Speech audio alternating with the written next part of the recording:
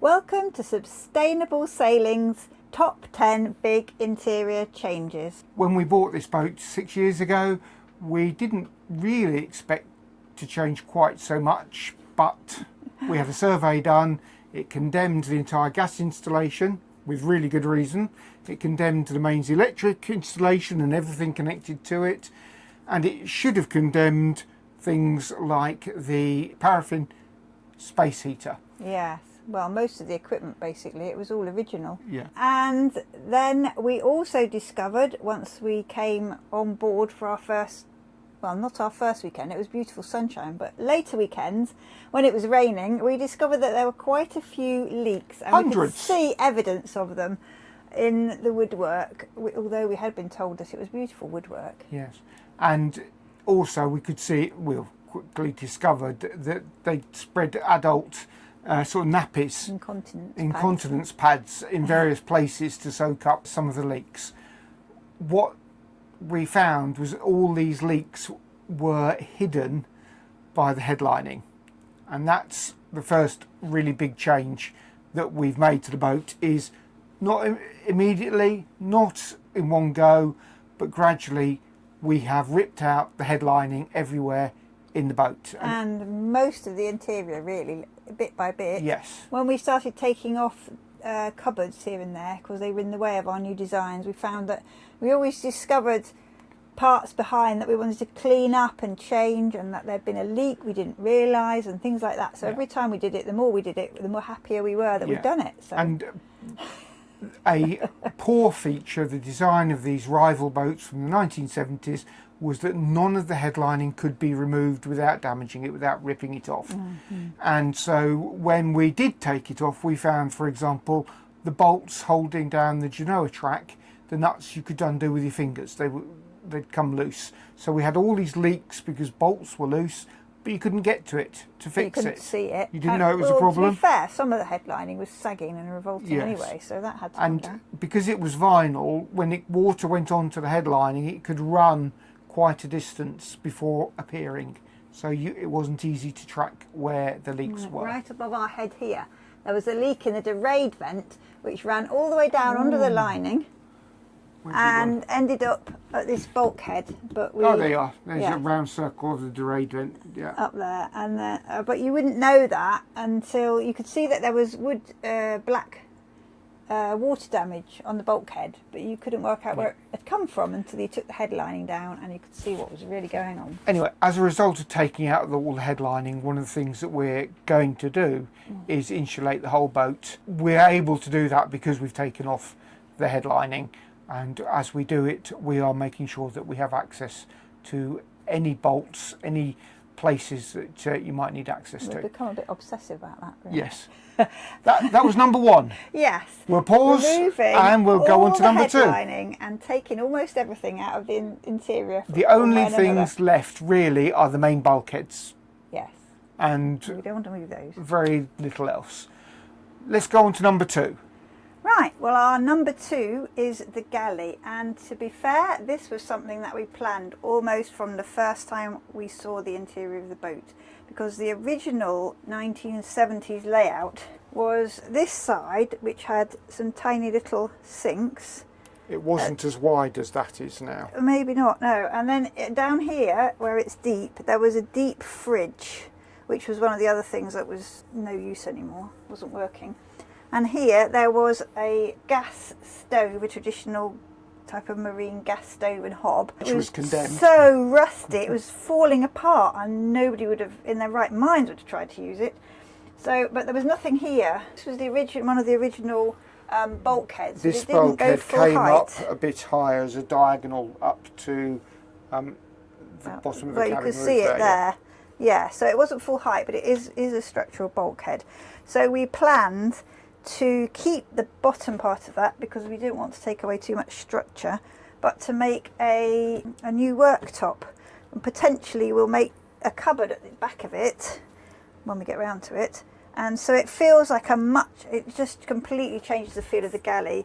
There's plenty of space to work. We're not probably having a fridge in it, we'll put the fridge elsewhere. There's storage space here. This is our Dave built this setup for our microwave. It's a and combination our hob. microwave, grill and oven. Yeah. And they gimbal. At the moment they're fixed in place, but they will gimbal. They've got their gimbal points there.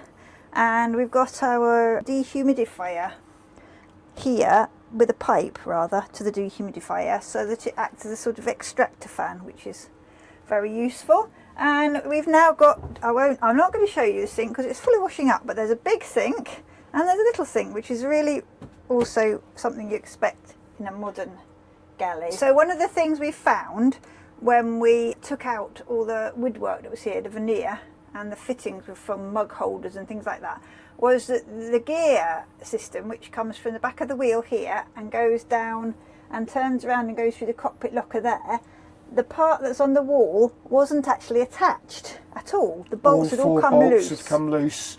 You couldn't get to either side of it. You didn't realise, and you could hear a clunking noise when you turn the wheel, which obviously you probably investigate, but it confirmed our feeling that it's best to see on these old boats. You need to see what's there before you make any decisions about what needs doing. And we've also tested on this part of our boat our new insulation system.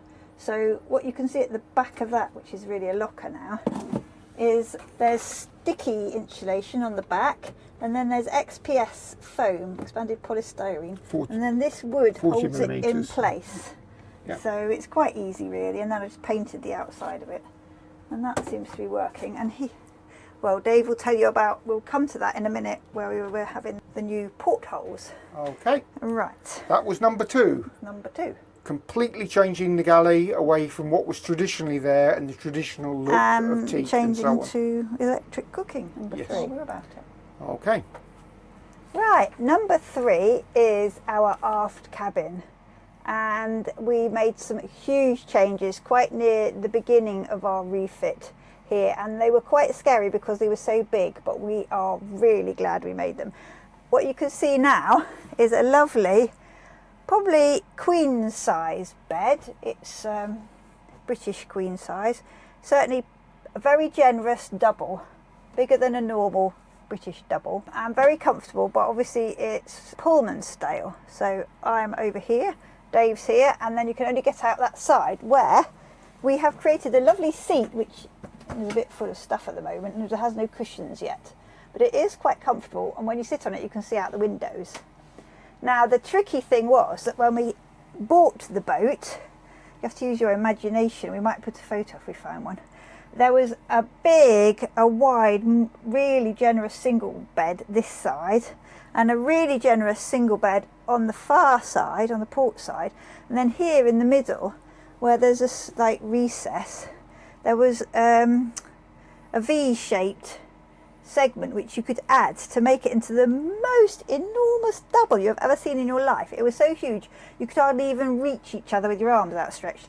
And it was something like 7 foot wide, wasn't it? It was huge. You couldn't get sheets for it. It was really impractical. And when you wanted to get onto the bed, you needed a step. It was so high. I had to literally kind of jump to get onto it because it was so high. So it was really inconvenient, and the cushions were no good. The cushions looked like they were from the 70s. Yeah, they were definitely original cushions. We didn't want to really keep using those.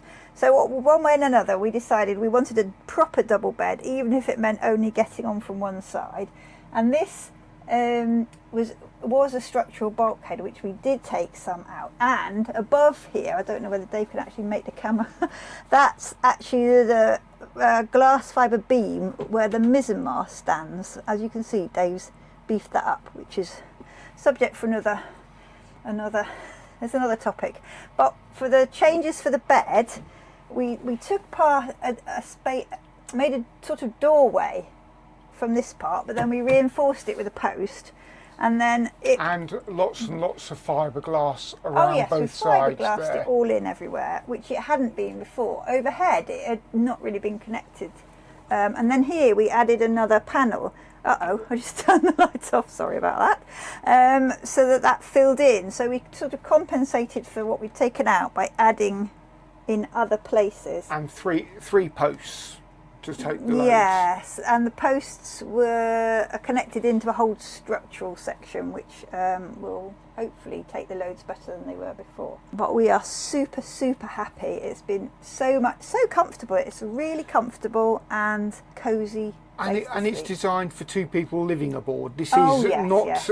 a cabin we will probably use when we are at sea. No, But this will be it's- our it's not in-harbour, going to have comfortable sea double bed. And it's really good for us because we're a couple who don't always keep the same hours. So Dave's a night owl and I'm more of an early bird. If somebody's asleep and the other person's awake, having an aft cabin is just so much better. Yep. Okay, that was number 3 on our list. Yep. Number 4 on our list is something we are really, really passionate about, and that was changing the toilets. The boat has 2 toilet compartments. This is the ensuite for the aft cabin, which is the only one we're using at the moment. Currently very open plan. It's open plan at the moment. That's not going to stay that way. But we had traditional sea toilets, flush out to sea with no holding tanks because the boat was so old, and they were gross. When we took them out, the smell, the pipes, the toilet, everything, absolutely, utterly gross. And part of our logic and desire to take them out is we wanted to meet pollution standards for countries like Turkey, and we wanted to have fewer holes in the boat. So what we've gone for is a Nature's Head composting toilet. It has a large capacity for liquids here and for solids there. It has a spinner to mix the solids into. A flush mechanism. Yeah, we use coconut coir.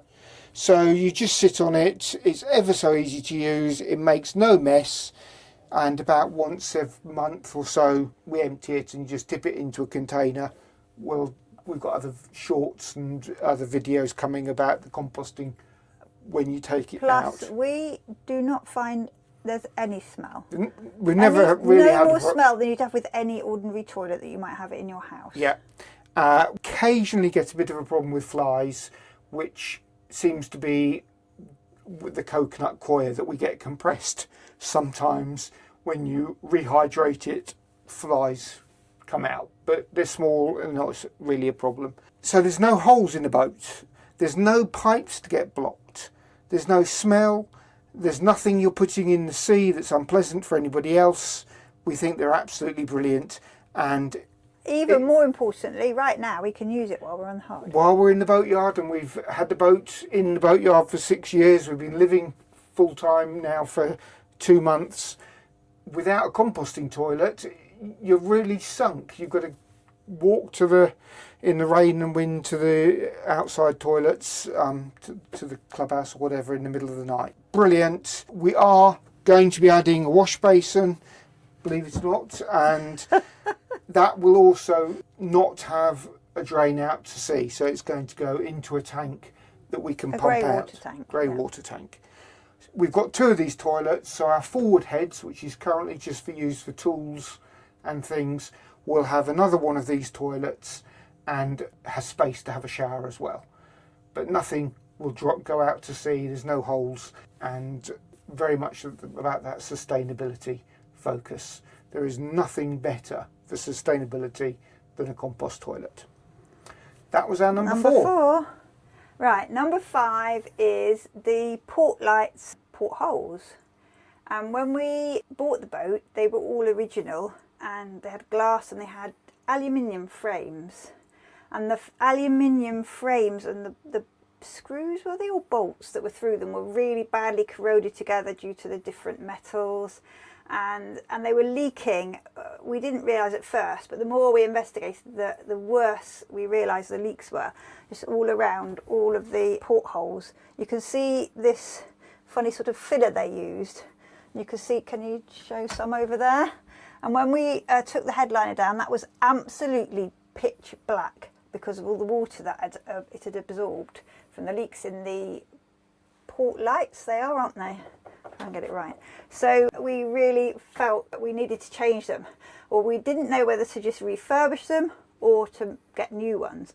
But we felt that because of the state of the frames, we've got, I think, 14 through the boat, and they were all very similar but slightly different sets. Every single one is a different size as you go along the Every side single of the boat. pair as you go along, opposite sides.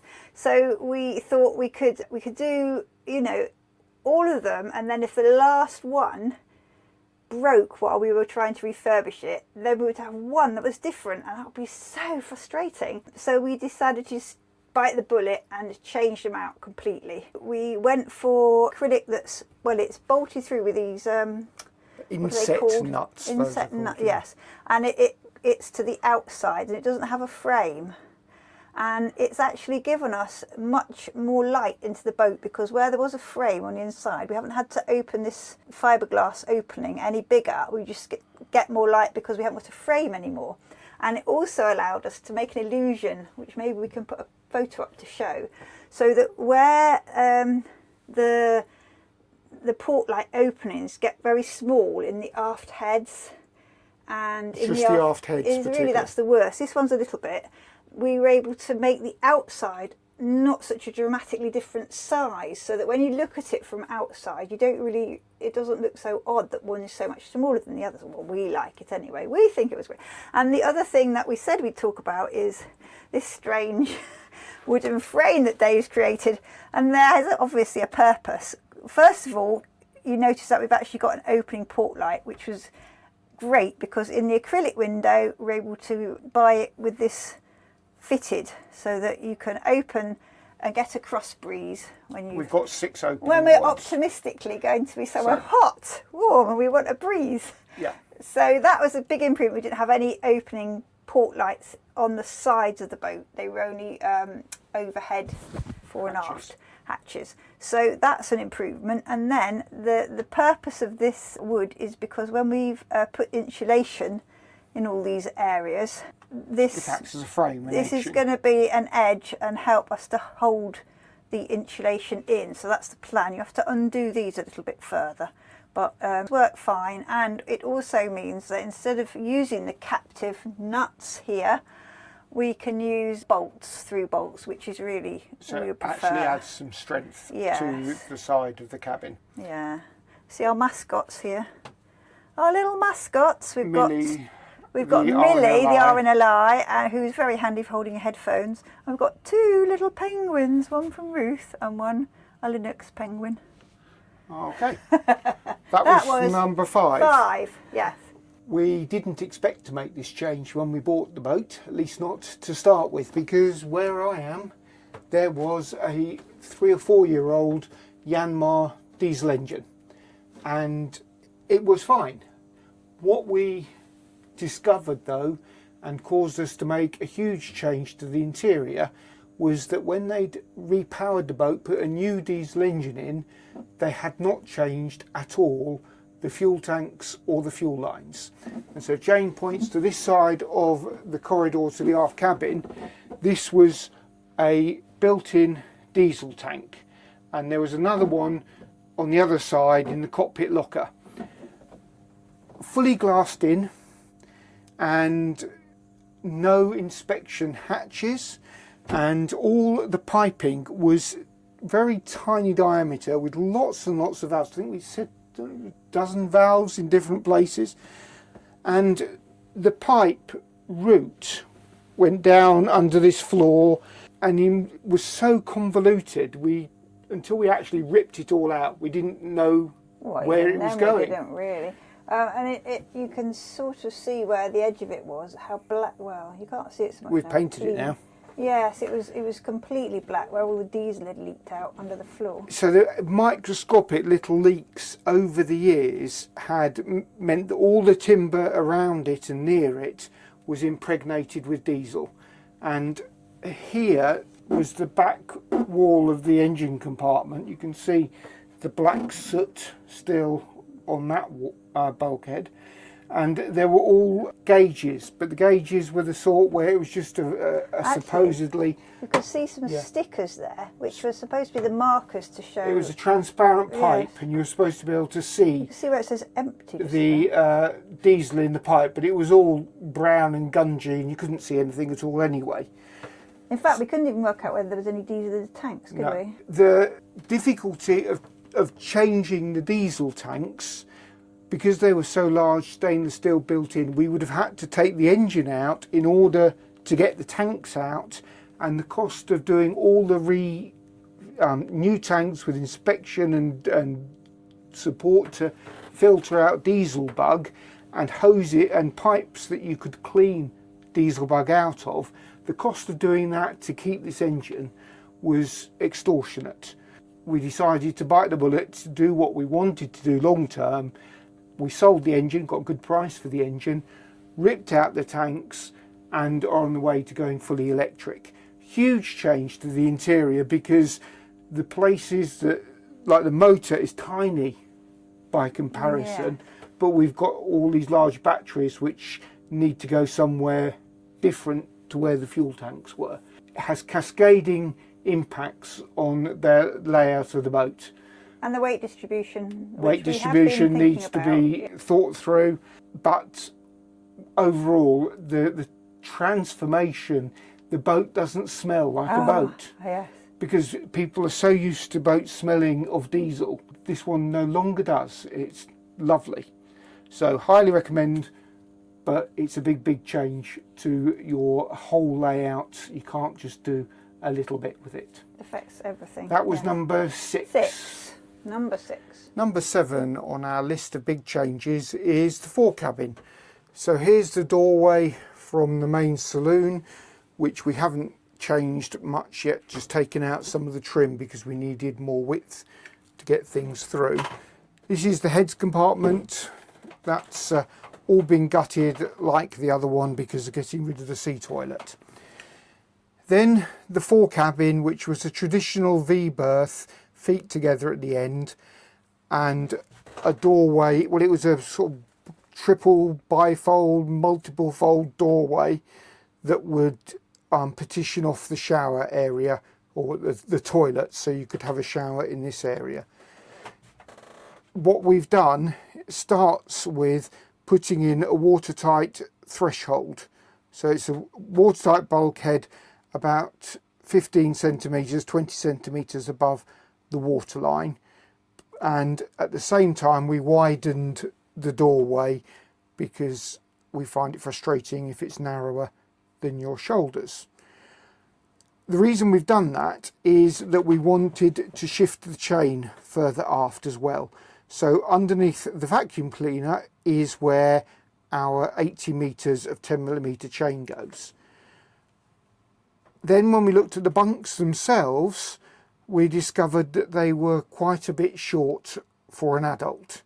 So at the far end that you can't really see because of all the tools, we took out a false or a non-watertight bulkhead that was there that the chain dropped behind, and put in a new bulkhead about 20 centimetres further forward, and that's a watertight bulkhead, and we filled forward of it with closed cell foam.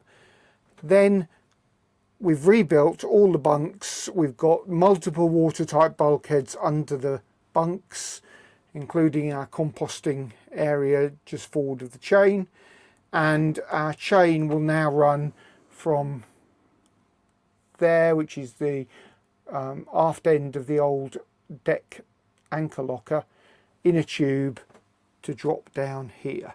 So everything has changed. We're not expecting to use it very often for people to sleep in.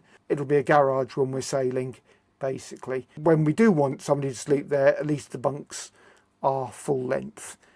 There is nothing apart from a couple of transverse bulkheads that remain from that original forecabin. All been changed. When you use it, it should say, and you've stepped over this threshold, above the anchor chain will be a false floor. So if you sit on the bed, you've got a floor at the right height for your feet to rest on. So it should be a comfortable place to sit if you're ever using it as a cabin. Okay. That was number 7. Right, forgotten what number. Number 8. Number 8. This is removing the chart table, and it is one of the last things we've done actually. We just left it there because every time we were working on the galley, we were using the chart table as a temporary galley. It was quite convenient for that. But you could tell that there'd been a lot of water damage. the track, the genoa track was above, and there was the leak from the derade, and this window was leaking before, port light. And the bulkhead here had stains. Although the main structure of the bulkhead is perfectly fine, the veneer was badly damaged, and the desk or chart table itself, which had a nice lid, it was lovely when it was new, but it was really, really black from all the water damage. So it wasn't, and it was one of the huge full-size ones, and it had a funny little cushioned small stool thing that sort of flapped up just here where I'm kneeling. So you could sit at it to use the charts. So it took up a lot of space, and nowadays charts are being discontinued. So what is the point of having this huge desk taking up all that space? We eventually bit the bullet and just took it out, and it was so badly water damaged. We were really pleased. And plus there we were didn't puddles really behind it that we didn't realise how bad the genoa track leak had been until we started taking it all out. So now we've realised that it's a perfect place to put our second-hand reflex heater, which we hope is going to be able to heat the saloon and hopefully also down the corridor, and it's one that you can use a radiator with. We will have with, some little radiators in the aft cabin and cook on. So hopefully there's a few, it's sort of nearly connected up. We've got the new diesel tank which is feeding it its gravity fed. There's not many parts really in a reflex, so even though it's ancient it should be fine. I've taken apart the control and it all looked fine. Just needs a few extra bits of pipe to connect it up, and then we feel that behind this will be a nice cozy place to dry things when it's a bit damp outside. And also there's, as you can see from all the junk we've got there now, useful storage behind there. Basically we're going to see it as an airing cupboard to dry our clothes in an English winter. So a huge change, ripping that out and repurposing the space. And deciding whether there was really room for this heater was quite daunting. The frame for it was much bigger when we got it, but we looked up the instructions and it said you didn't need such a huge frame, so we cut it down and it fits now. Really pleased with that. Got the chimney in place properly. So that is number 7, wasn't it? 8, I number think, 8. actually. Yes, it was number 8. Okay. Number 9 is one of those things where we were inspired by Sailing Uma. They built a Nook which was just a flat platform on the same side, on the port side of their saloon. What we have done, inspired by them, is build the Nook Plus Plus. And in some ways it's like a 1970s westerly. What we've ended up with is like a dinette. The goal is to make this seat I'm on which it doesn't have the final cushions, because we've reused what Jane made for the old original U-shaped dinette. But this will be a nice reclined seat. It's wide enough for the two of us to sit at the table. This is the original saloon table, slightly reshaped and repurposed. And for two of us, or working on the computer, it's absolutely fantastic as it is. When it becomes a full Nook Plus Plus, you can push the computer back against the bulkhead to the galley, and then there's a bench so we can seat 4 people at this table. We're using it for storage at the moment. We've got our motor there. And under the galley extension, where the motor is at the moment, becomes a footbox for when you use this as a bed.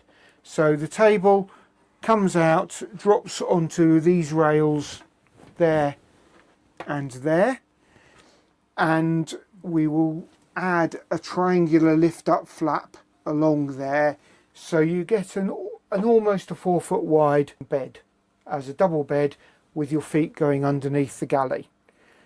We therefore end up with all these different ways we can use it. It can be a sea berth, it can be, we want to make it so that you can actually have a bed for half of it and still have a seat. You can have a double bed. You can sit with your feet up. Sit with your feet up.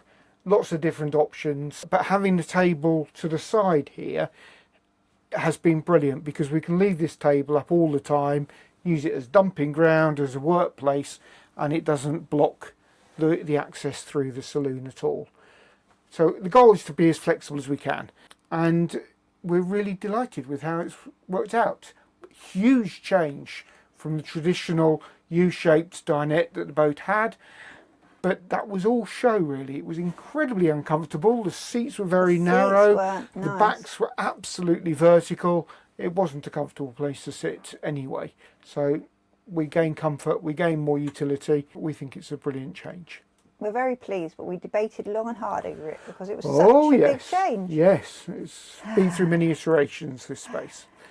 That was number 9, and I'm going to leave number 10 to the boss. Right, number 10. Last but not least, we have remodelled the bilges in the boat, which actually sounds perhaps a bit more drastic than it really is.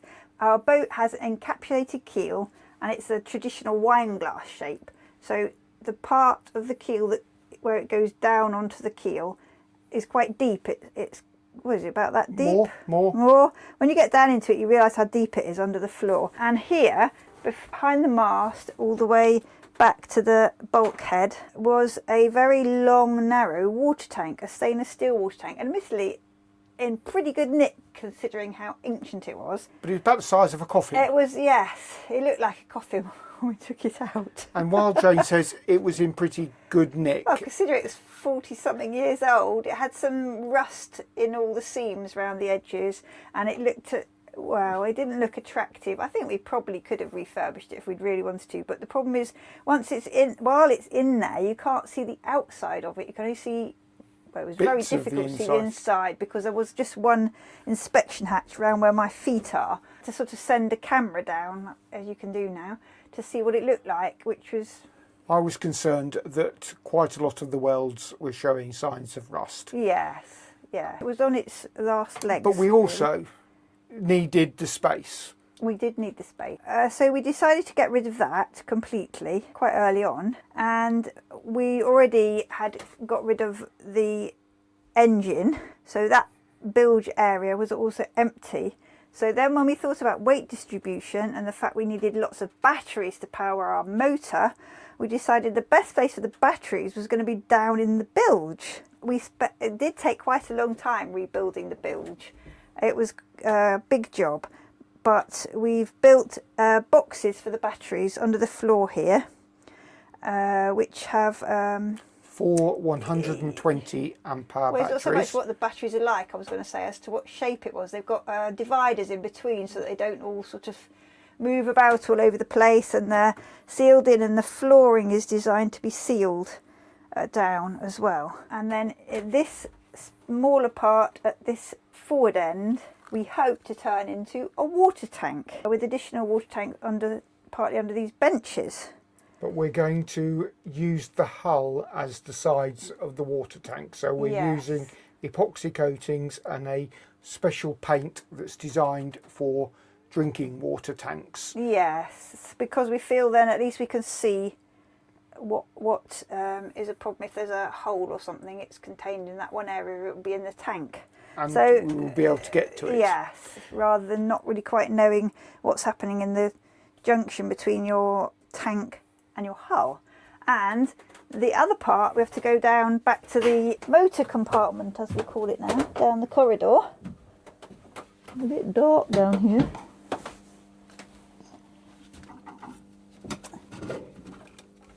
When we took the motor out, you could look in there and you might say, I'll try and reach down to show you how deep it is. Can you see that? It's pretty deep.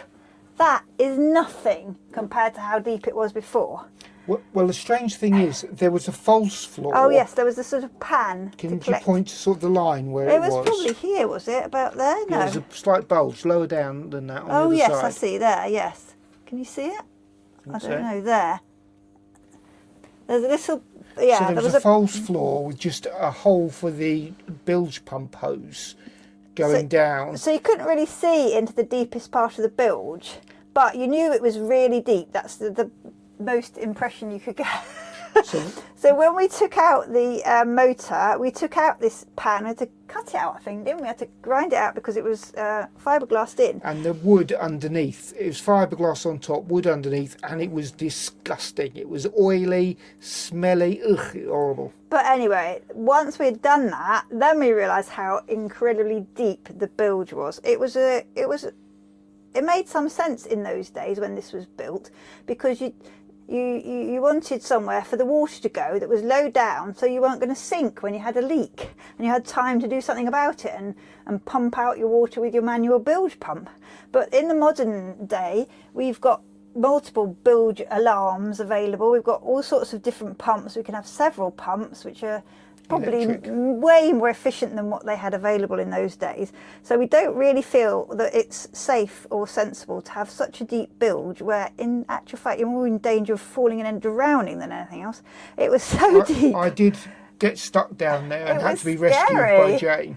It was just really high. And these deep bilges at the aft end of the keel are a known weakness on these rivals. One or two people have had sinkings or near sinkings because the back of the keel got damaged and it punctured through to this huge deep bilge. So we decided to fill it all just up to the point we have. We feel that's actually still quite a deep enough keel. And so we've actually filled it with, was it closed cell foam? With a timber frame, fiberglass around it to strengthen it first, and then closed cell epoxy foam, and then a plywood lid covered in about 6 layers of fiberglass. So we're hoping that not only has that filled it to stop water getting in, but also given it some extra strength, so in case there are any issues below. Yes, impacts or going aground, whatever might happen, that will. So, and then the final part in terms of bilges is the green bulkhead. Oh yes, here, which is a thrust bulkhead for the aqua drive that we're fitting, but it means we can have a little closed bilge just aft of it. And we've got our cockpit drains. Cockpit drains, propeller shaft. So it's the only place where we've got holes in the boat, and it will have a cofferdam around it and a pump in it, so that should a seacock fail or the shaft seal fail or anything like that, we have all the water contained. Or at least a better chance of containing it. Okay. So bilges, another huge change from what the boat came with. Not the sexiest part of the boat, but definitely need consideration. And that was number 10 in our list of the top 10 things that we have. Big changes that we've made to the boat, which some people might be surprised by. We hope we haven't offended too many traditionalists by ripping out the old interior. People kept telling us how beautiful it was, and then we just ripped it all out. So sorry about that, everyone. Rival Yachts, if you had built it so we could take it apart and inspect it and fix leaks, we wouldn't have had to rip it out. It was solidly built though, I will say. All structure is very solid. Okay, thanks very much for watching. Don't forget to subscribe, like, go and visit our blog at sustainablesailing.net and become an early bird member. Thanks very much. Bye.